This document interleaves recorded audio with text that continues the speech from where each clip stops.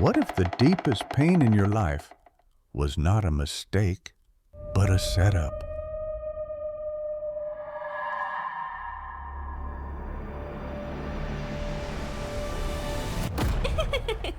But the beginning of your destiny? And what if the prison you're trapped in is the very path that leads to your purpose?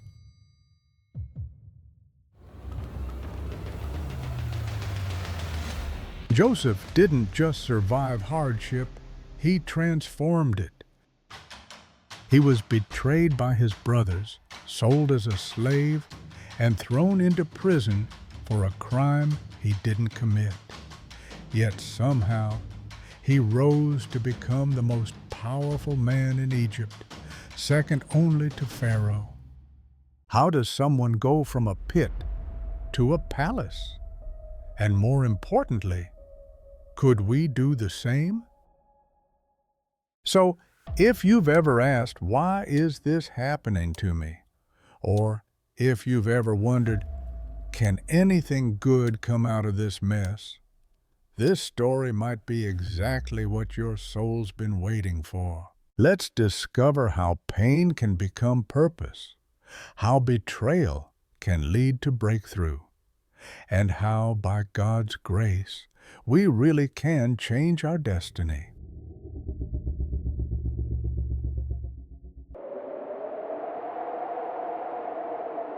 Around 1900 BC, an era known as the Patriarchal Age, when nomadic families wandered through wilderness and desert, chasing a promise they had never seen. This was the world of Abraham, of Isaac, and of a boy named Joseph. Egypt at that time was an empire opening its doors. Under the rule of the Hyksos pharaohs, foreign kings, for the first time, outsiders like Joseph were allowed to live, to work, and even to rise. Joseph was the son of Rachel, the woman Jacob loved most, and that favoritism planted the seeds of jealousy, turning brotherhood into a rivalry that could never be undone. In a world where blood couldn't stop hatred, one different dream was all it took to make the boy a target.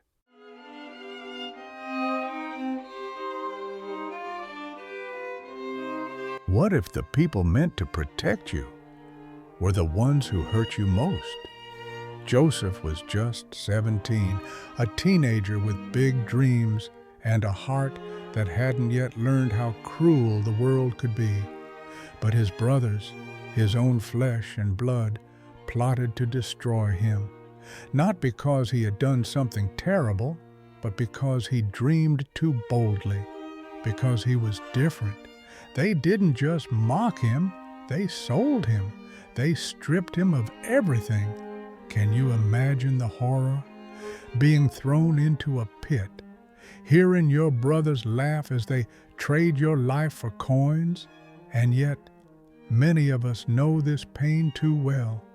Not always in the form of slavery, but in the shape of betrayal.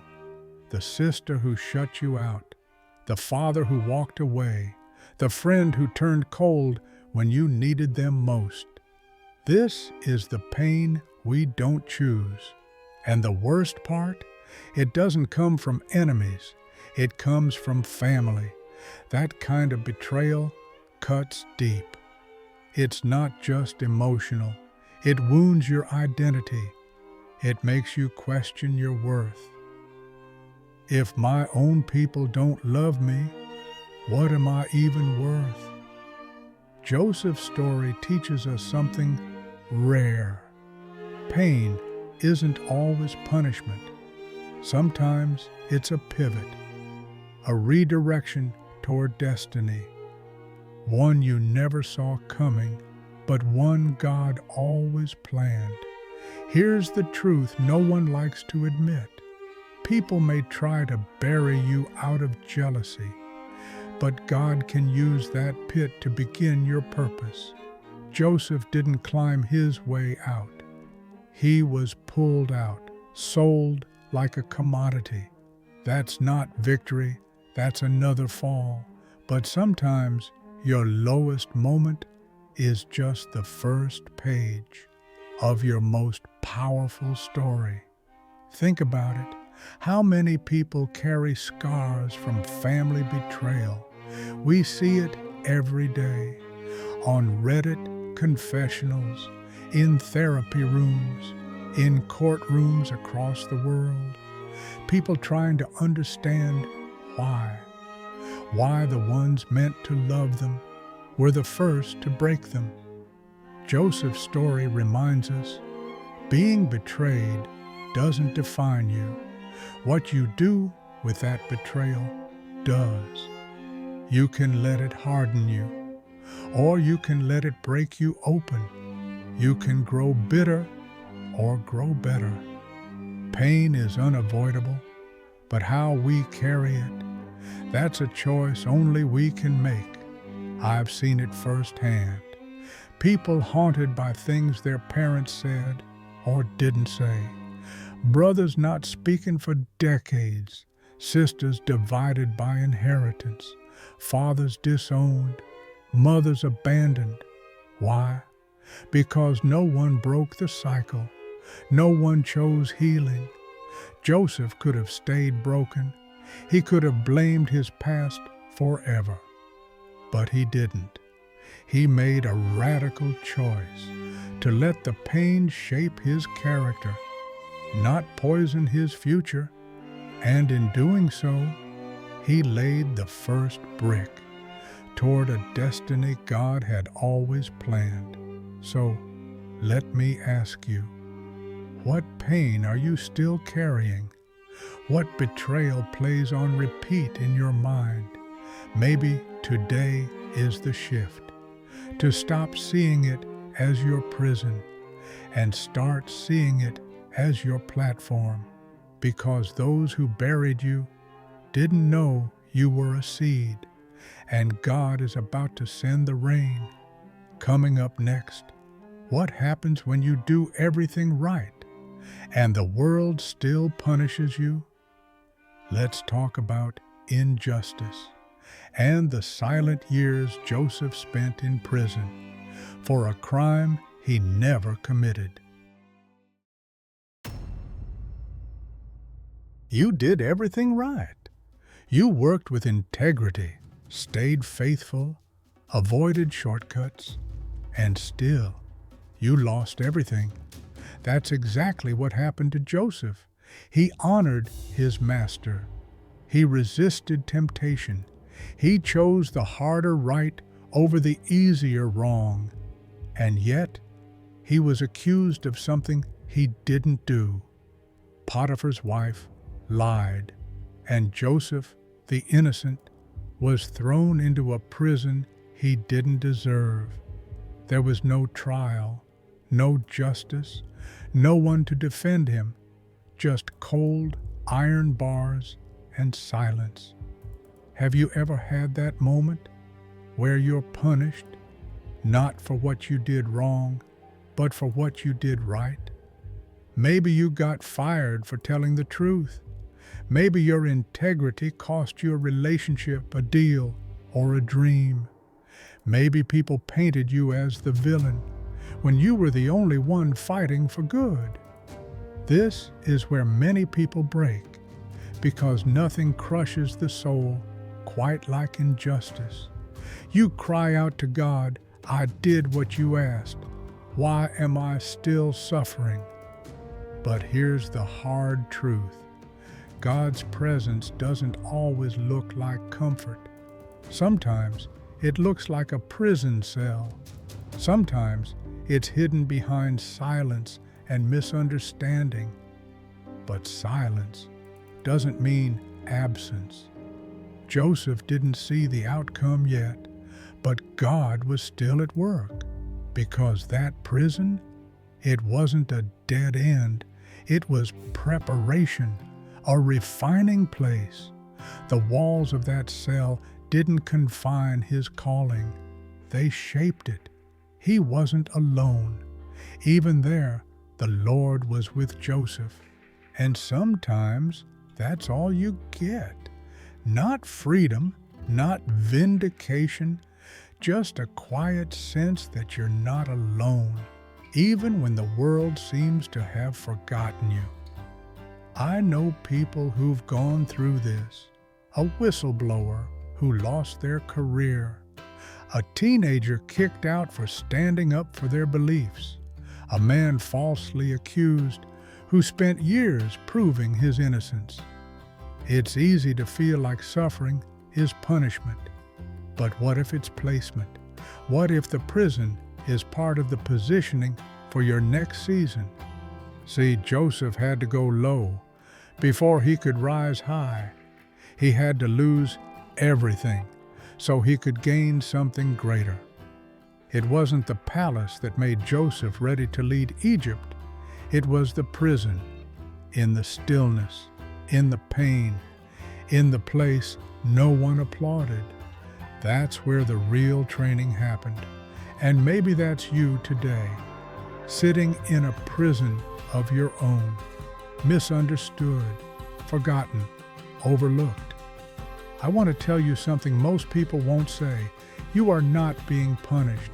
You are being prepared. Pain isn't proof that God is angry with you. It may be the exact sign that He's about to do something extraordinary. So don't give up in the dark.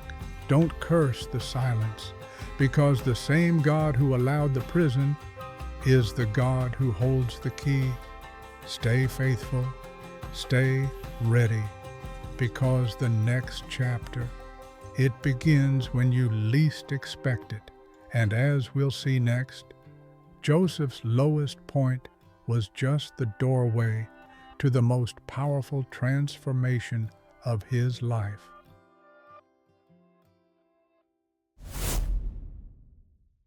What if the most painful part of your life is not the betrayal, not the false accusation, but the silence that follows?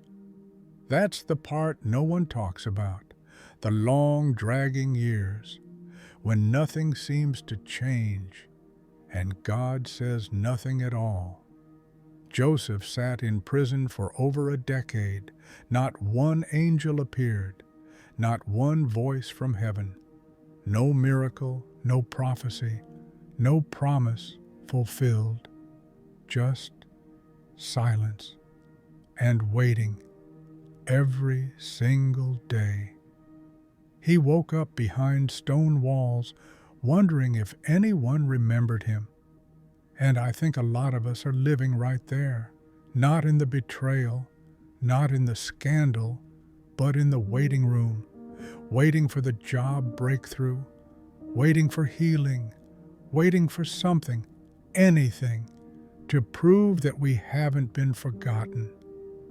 You scroll past success stories online, people getting married, buying homes, launching businesses, and you think, God, did you skip over me? I've been there too. That quiet ache in your chest that grows louder than any prayer you whisper. But here's something I had to learn the hard way. God's silence doesn't mean God's absence. Sometimes His greatest work happens in the dark. Like seeds buried deep in the soil, no one claps for roots growing underground. But without them, the tree would never survive the storm. Joseph didn't know it, but every day in prison was preparing him. Every unnoticed act of faithfulness, every small job he did with excellence, every time he chose to believe even when nothing changed. That was God building the foundation of a leader. And that same principle applies to you. You may feel forgotten, but you're not. You may feel stuck, but you're growing. It's in the silent years where character is formed, where we learn trust, not because we see, but because we believe anyway. This is where faith becomes real, when there's no spotlight, no applause, no obvious reward, just you and God, and a promise that hasn't yet come true. I've met people who gave up in this season, who rushed ahead, forced doors open, tried to manufacture miracles, and ended up broken, bitter, and burnt out. But Joseph didn't force his way out of prison. He waited. He stayed faithful. And one day, suddenly, the silence shattered. God moved, and everything changed in 24 hours. So, if you're in a silent season right now, don't panic, don't quit, because sometimes the silence is sacred. It means God is still working, just not in the way you expected. Stay planted, stay faithful, because what's coming next is not just a change of season, it's a change of destiny.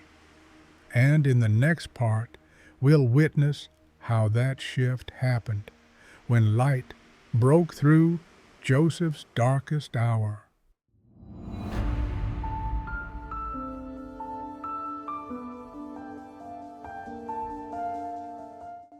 Blessing in the darkness, rising where you were broken. Can beauty rise from the same soil where your soul was shattered? Can your greatest pain become the place where your destiny begins? For Joseph, the answer came not in comfort, but in chains. He woke up a prisoner, still covered in the darkness of rejection and false accusation. But by nightfall, he stood beside Pharaoh, holding the keys to a nation. That kind of reversal sounds unreal, like a Hollywood plot twist. But this isn't fiction. It's the divine rhythm of redemption. Joseph didn't climb his way out. He was lifted, right from the pit he was thrown into. Not after the pain had passed, not in a new country, or after the storm had cleared, but right there, in Egypt, where he had suffered most. God raised him up not after escape, but within the wound. And that changes everything, because some of us are waiting to be rescued from our Egypt. But what if Egypt is the place we were meant to rise? What if the pain wasn't a detour, but a birthplace? There's a modern story that mirrors Joseph's arc. Andre Norman grew up surrounded by violence and poverty. He became a gang leader, was sentenced to prison, and hit rock bottom. But there, in his darkest place, he had a vision. He would leave prison and one day teach at Harvard. People laughed, but after years of change, he walked out and walked into Harvard, not as a felon, but as a faculty guest. His pain didn't disqualify him. It qualified him to lead others out. You see, there are two types of people in pain, those who let it bury them and those who let it build them. The past can either be a weight or a foundation. But here's the mistake many make. We try to run from pain, erase it, hide it. We think healing is found far away in a perfect life. But real transformation happens right in the wound. That's where God does his deepest work. Joseph didn't just survive, he thrived in the land that tried to destroy him. What if your Egypt, the place that hurt you most, is where your mission begins? What if your prison is the platform? Joseph didn't waste time proving people wrong. He used the time proving God right. This is your permission to stop waiting for rescue.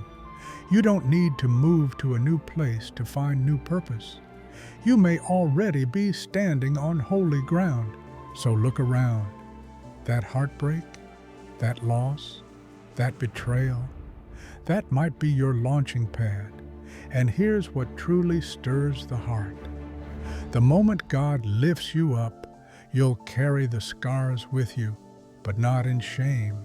They become proof that light can break into darkness, proof that God raises people right in the place they were meant to be buried, and proof that your story isn't over. It's just beginning. Joseph didn't need justice to move forward. He needed purpose, and so do we. Your destiny isn't postponed. It might just be hidden in the very place you want to forget.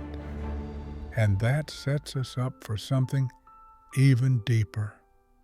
Because the moment you rise, you will meet the ones who broke you. Will you rise with revenge or redemption? Let's move into the next part of Joseph's story.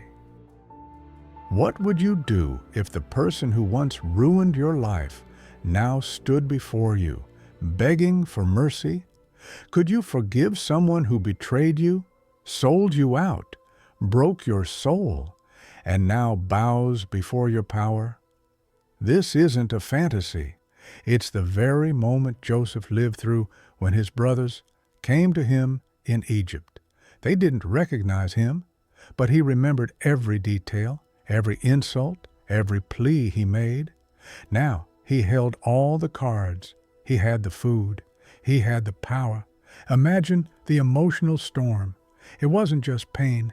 It was justice waiting in disguise. And Joseph had every reason to use that power for revenge. But what he did next changed everything. He didn't rush to say, "I forgive you." First, he tested their hearts. He set up a series of tests, watching their honesty, their treatment of Benjamin, their fear of loss. It wasn't cruelty, it was discernment. Before offering mercy, Joseph needed to know, had they changed? That speaks to us. Sometimes forgiveness isn't instant. It's wisdom wrapped in grace. It's okay to wait, to assess, to protect your healing process. But here's the twist. Joseph didn't let his pain define him. He didn't let bitterness rule his future. When the time was right, he revealed himself, and instead of vengeance, he wept. He wept so loudly the entire palace heard. He embraced the same men who once left him for dead, and he said these unforgettable words, "What you meant for evil, God meant for good." That one sentence holds the secret to supernatural forgiveness. It doesn't deny the pain, it transcends it. This moment wasn't just about Joseph's brothers. It was about Joseph stepping fully into his divine purpose. Because healing doesn't just set you free, it sets the story free. Let's bring this closer. Have you ever met someone again, the one who cheated, lied, or abandoned you? When you see them, does your stomach drop? Your heart race with old wounds? We all reach that crossroads, revenge or redemption, justice or mercy. The world often tells us to get even, but Joseph shows us what it means to get better, to rise above, not to forget, but to lead from wisdom and grace. This kind of forgiveness isn't weakness. It's strength wrapped in scars. It's choosing purpose over payback. Joseph didn't pretend the pain never happened. He remembered everything, but he chose to act from the future, not from the past. And that, my friend, is a decision only a healed heart can make. What Joseph teaches us is this: you don't have to be friends with those who broke you, but you can choose to release their hold on your destiny. When you forgive, you step into freedom. You reclaim your story, and you make space for God to write the next chapter. So here's the question: who are you still holding hostage in your heart? And what could your life become if you finally let them go? In the next chapter, we'll see how Joseph's choice didn't just rewrite his story, it rewrote an entire nation's future. Stay with me. We're only just beginning to discover how pain, when surrendered to God, becomes purpose.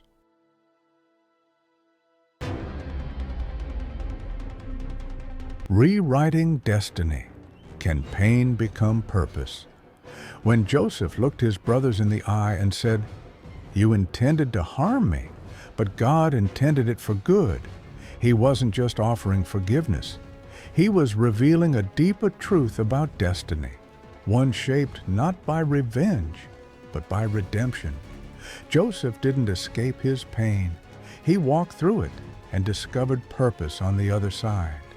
Pain has a strange way of sharpening purpose. Sometimes it's only in the fire that we realize what we're truly made for. Like gold refined in heat, Joseph's soul was tested and came out unshakable. For years he had no idea what God was doing behind the scenes. Sold into slavery, wrongfully imprisoned, forgotten by men, but not by heaven. God hadn't abandoned him. He was preparing him. Joseph's rise wasn't an accident. It was divine orchestration through human chaos. His promotion didn't come after comfort. It came after years of silence, injustice, and confusion.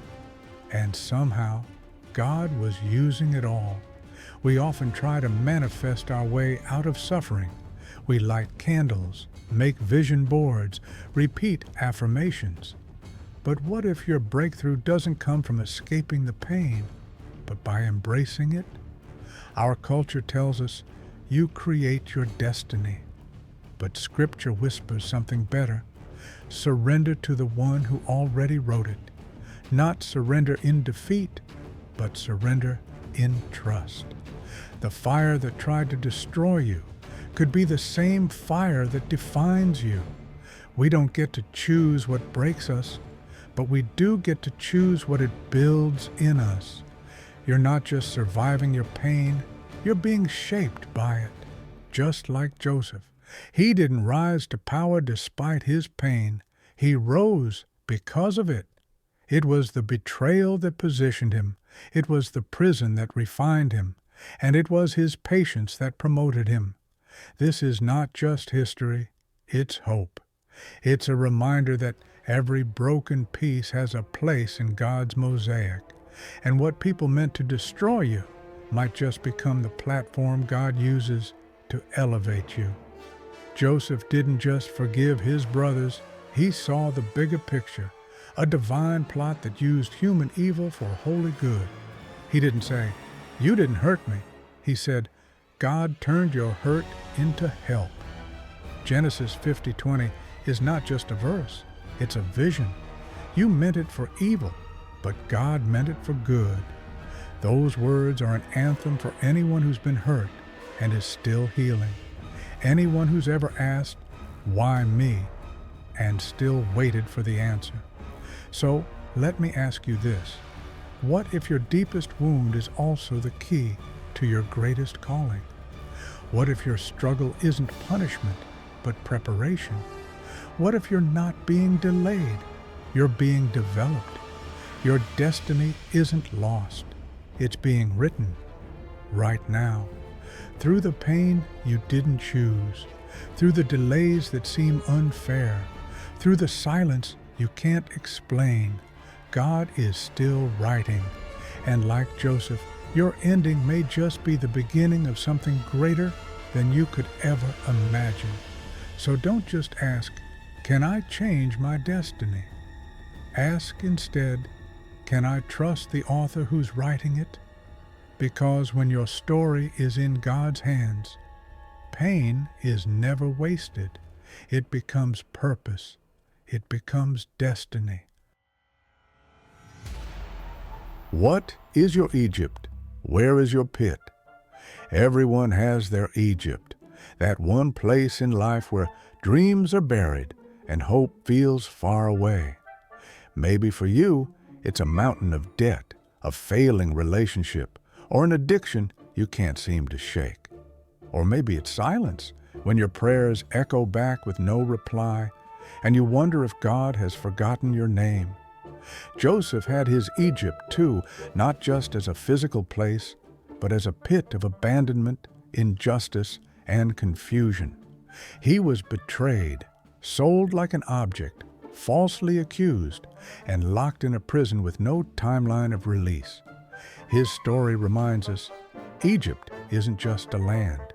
It's the space where everything you thought you were supposed to be gets tested. And yet, it's in that very space that Joseph's destiny was formed, not despite it, but because of it. We often think God works in the light, that blessings only come when skies are clear and everything feels easy. But what if your breakthrough is born in the dark? What if the silence, the failure, the detour, that's the soil where your calling takes root? We think the palace is the reward, but maybe faithfulness in the prison is the real foundation. Think about it. How many people have turned pain into purpose when the world expected them to crumble? Former addicts now run recovery centers. Single moms once abandoned now lead women's ministries. Those who were once buried in shame have become the loudest voices of hope. Your Egypt doesn't have to define you. It can refine you, but only if you refuse to give up in the dark. That's the hardest part, isn't it? To be excellent when no one is watching. To keep believing when nothing is changing. Joseph didn't claw his way to freedom. He simply served, trusted, and prepared right there in the dungeon. He was faithful in the pit before he was ever called to the palace. We live in a culture that praises manifesting and hustling your way to the top. But Scripture offers us a different lens, surrender. Not weakness, but holy alignment, letting God write the plot even when you don't understand the script. So what is your Egypt? What pit are you stuck in right now? And could it be that God is shaping your mission in that very pit? Maybe your bankruptcy will lead you to bless others financially. Maybe your broken heart will become the doorway to help heal someone else's. Maybe the night you're walking through now is preparing you to guide others through theirs. You don't have to pretend it's not hard. Even Joseph wept. But through every tear, he chose trust over bitterness. So here's a challenge. Drop a comment right now. What's your Egypt? Is it a person, a situation, a pain that won't leave? We want to walk with you. Because if Joseph's story teaches us anything, it's that pain is not the end. It's the raw material of purpose. When God moves, He often begins underground. And maybe, just maybe, He's preparing to raise you up, right where the world tried to bury you.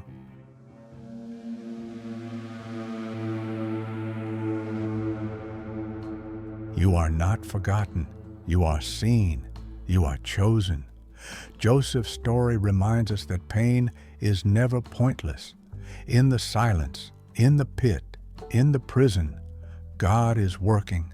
Even when the world forgets you, heaven never does. You may feel like you're in chapter 1, but God is already writing chapter 10. So don't give up. Don't give in. Stay faithful in the waiting. Your destiny is not behind you. It's still ahead. Joseph didn't chase glory. He embraced obedience. And through it all, God lifted him up, not in comfort, but in calling.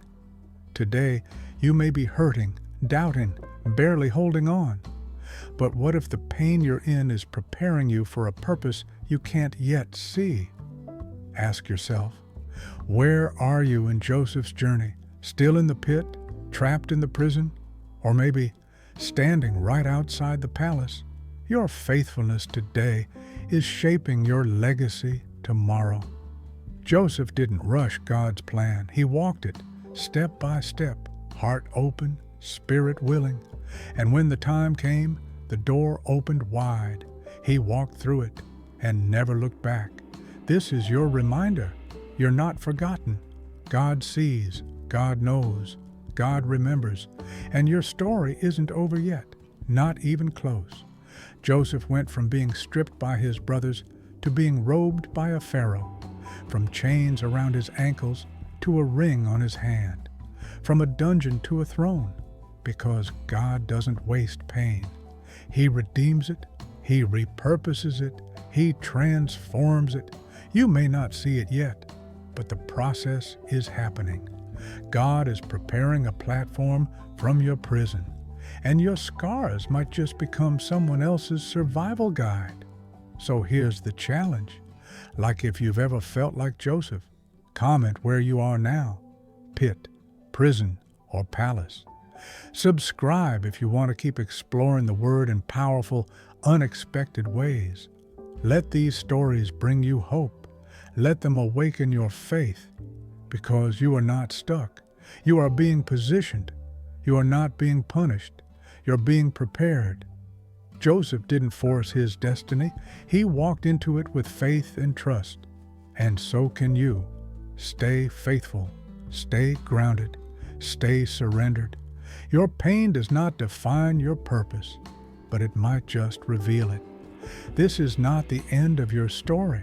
It's just the part where God sets the stage for something greater than you ever imagined, for a glory that can only come through grace. So don't give up. Don't give in. You are not forgotten.